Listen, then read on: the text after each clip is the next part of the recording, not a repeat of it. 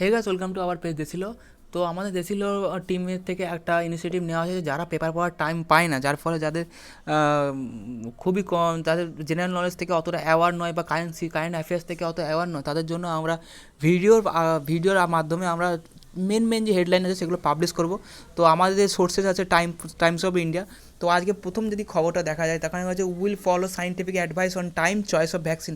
তো এখানে ভ্যাকসিন কোন ধরনের ভ্যাকসিন ব্যবহার করা হবে তার ওই চয়েস হচ্ছে, পিএমের সাথে কথা হচ্ছে। যেমন দেশের মধ্যে অনেক রকম কন্ট্রোভার্সি তৈরি হয়েছে। কেউ বলছে স্পুটনিক ভিউ ব্যবহার করবে, কেউ বলছে অক্সফোর্ড ইনস্টিটিউটের তৈরি অ্যাস্ট্রাজেনকা, কেউ বলছে প্রিফাইজার, কেউ বলছে মডার্না। তো এখানে আবার দামের উপরে কিছু কন্ট্রোভার্সি শুরু হয়েছে। যেমন হচ্ছে অক্সফোর্ডের যে অ্যাস্ট্রাজেনকা আছে তার প্রাইস হচ্ছে 220 থেকে 300 পার ডোজ। আর এখানে সায়েন্টিস্টরা বলে দিয়েছে যে মিনিমাম দুটো ডোজ নিতে হবে। তো এখানে 220 থেকে 300 পার ডোজ হলে তাহলে মিনিমাম তাহলে দুটো ডোজের দাম হচ্ছে 440 থেকে 600 এরকম দাম হচ্ছে। আর যদি এটা হচ্ছে গভর্নমেন্ট প্রাইস দেবে, এটা এই মার্কেটে যেটা অ্যাস্ট্রাজেনকার রেট যেটা আমি বলছি, যেটা আপকামিং হতে পারে। আর এই অ্যাস্ট্রাজেনকা যদি আপনি প্রাইভেট মার্কেট থেকে কিনতে চান, তাহলে আপনার 500 থেকে 600 টাকা পার ডোজ পড়ে যাবে। এছাড়া আপনার প্রিফাইজার আছে, যার পার ডোজের দাম 1,500 টাকা, এবং মডার্না আছে, তার পার ডোজের দাম 2,775 টাকা।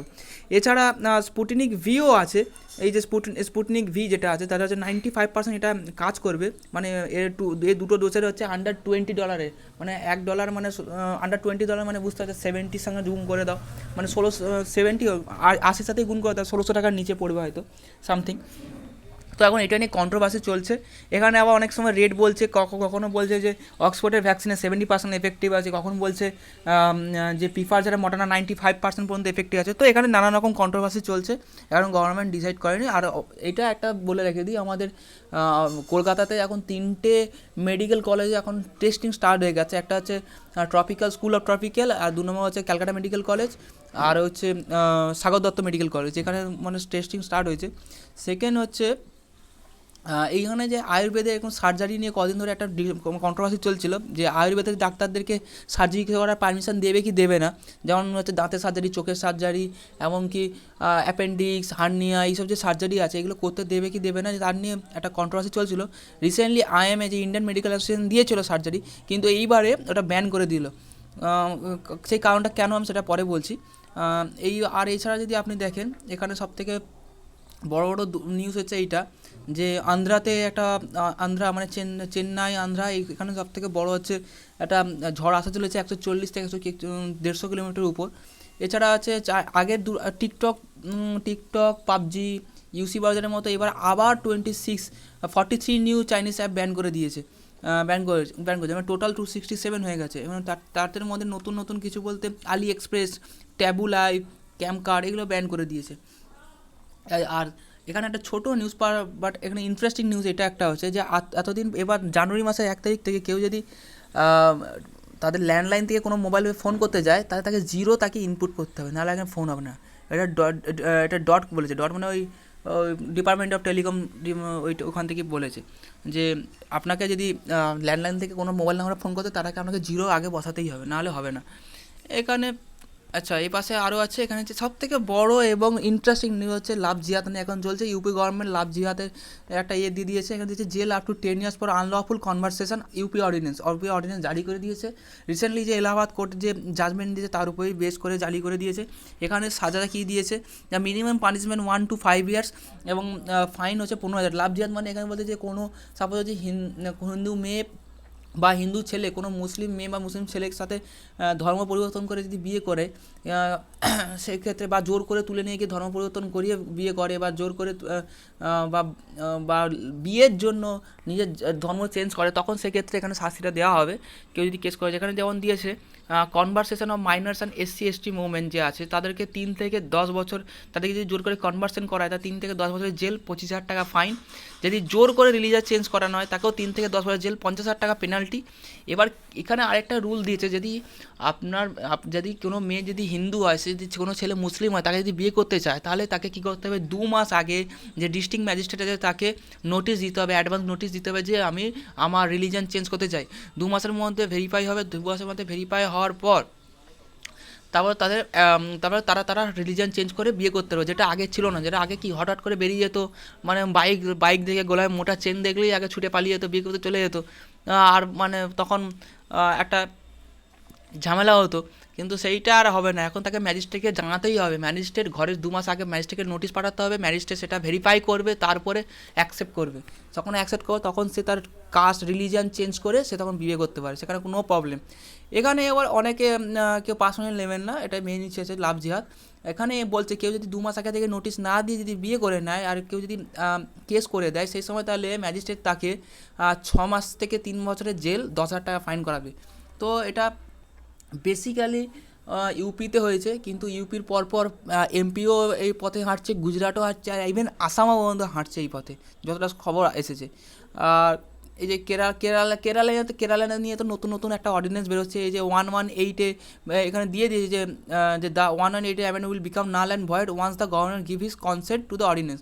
118 তো কেরালার নতুন কিছু নয়, নতুন আপনারা যদি কেউ নিউজ ফলো করে থাকেন দেখবেন যে কেরালা পুলিশ অ্যাক্ট 118-এর আন্ডারে বলা হয়েছে যে কেউ যদি সোশ্যাল মিডিয়া বা কোথাও যদি উল্টোপাল্টা কোনো জিনিস পোস্ট করে বা কাউকে যদি ডিফেম করে, তাকে উইথআউট ওয়ারেন্ট তাকে গ্রেপ্তার করতে পারবে। ইভেন যদি এটা মিডিয়াকেও ইনক্লুড করা হয়েছিল।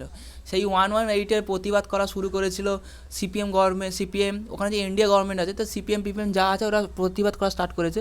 তো এখন সেই জন্য ওই বিলটাকে নিয়ে এরকম ঝামেলা চলছে। আচ্ছা, এখানে আর কিছু সেরকম নেই। এসসি মহারাষ্ট্র স্পিকার এসব বেকার, এই কঙ্গনা রাউত একে নিয়ে বেশি আর কিছু বলতে চাই না, এই বেকার লোক বলতে চাই না। এই nearly 60% engineering seat vacant across Bengal after 3 round of counselling.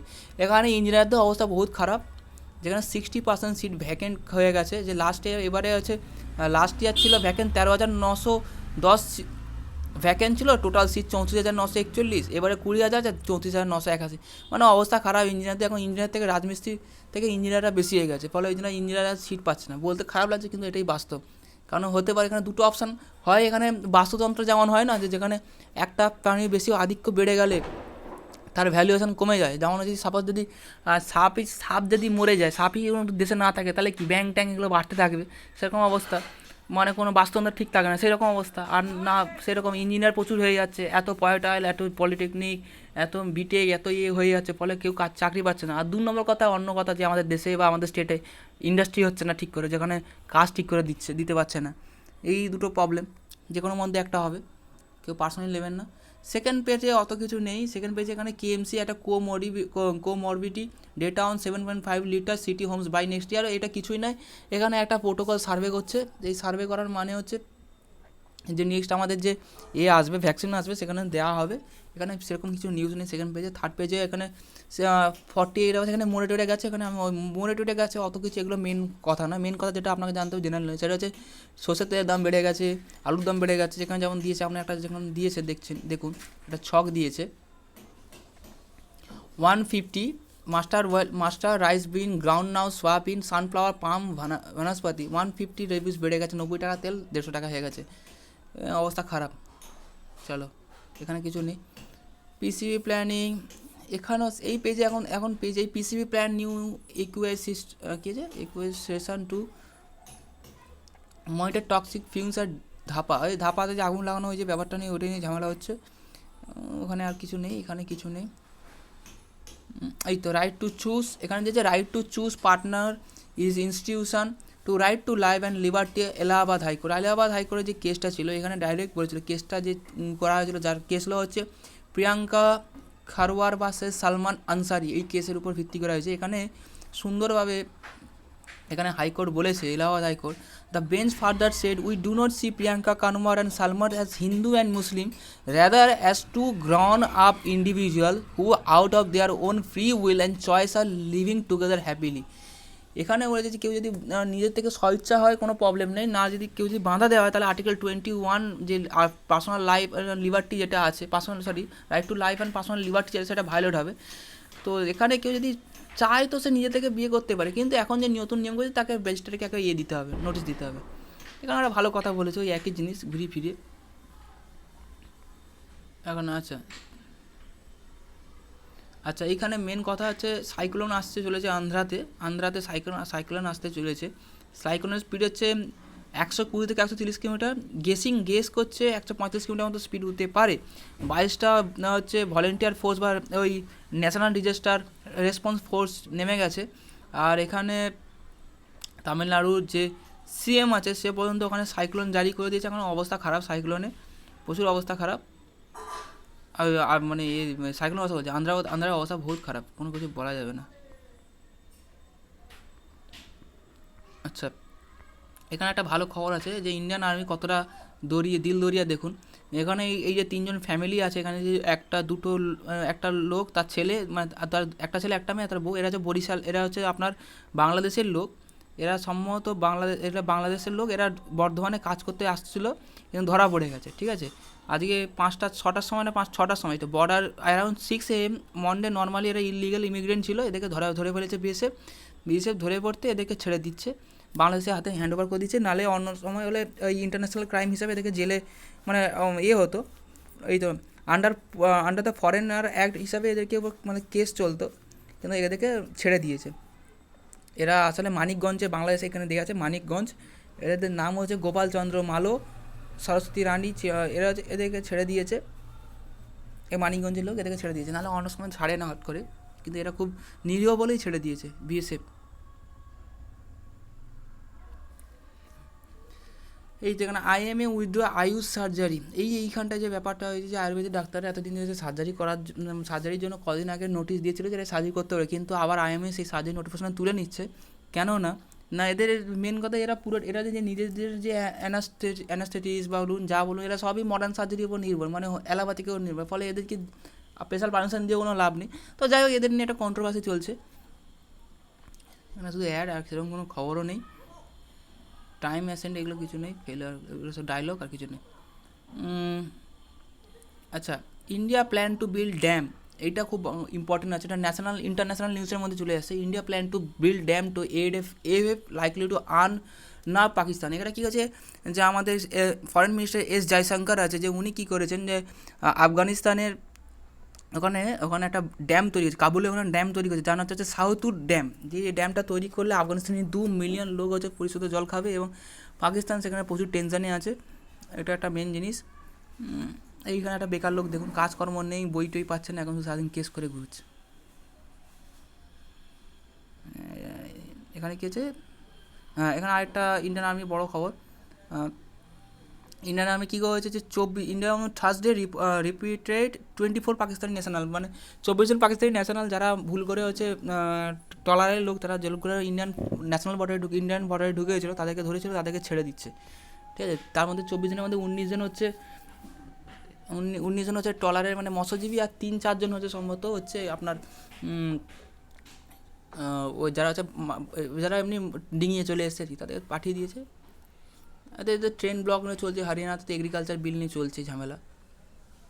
হ্যাঁ, এবার টাইমস গ্লোবালে আসি। গ্লোবালে হচ্ছে ইলন মাস্ক এখন বিল গেটসকে টপকে দিয়েছে।